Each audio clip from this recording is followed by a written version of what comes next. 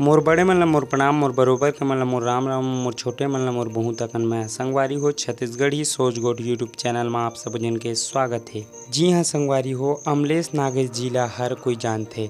छत्तीसगढ़ के comedy king कहे जाथे अमलेश नागेश जी हा। और ओला लेके बनाथे प्रणव झा जी हा न्यू फिल्म जेकर नाम है टीना टप्पर। और टीना टप्पर के मुहूर्त हो चुके हैं।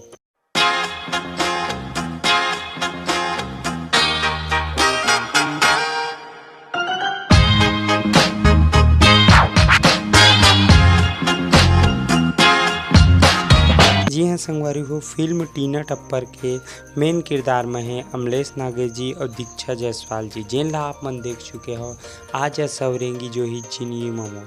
ये मन मेन किरदार में रही और बाकी किरदार मन के बाकी चरित्र करेक्टर मन के अभी घोषणा प्रणव झा जी नहीं करे। बहुत जल्द आप मन ला पता चल जाही कि ये फिल्म में और कौन कौन आर्टिस्ट ले जाते।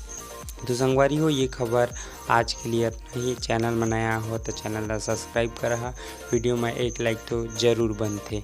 राम राम, जय जोहार, जय छत्तीसगढ़।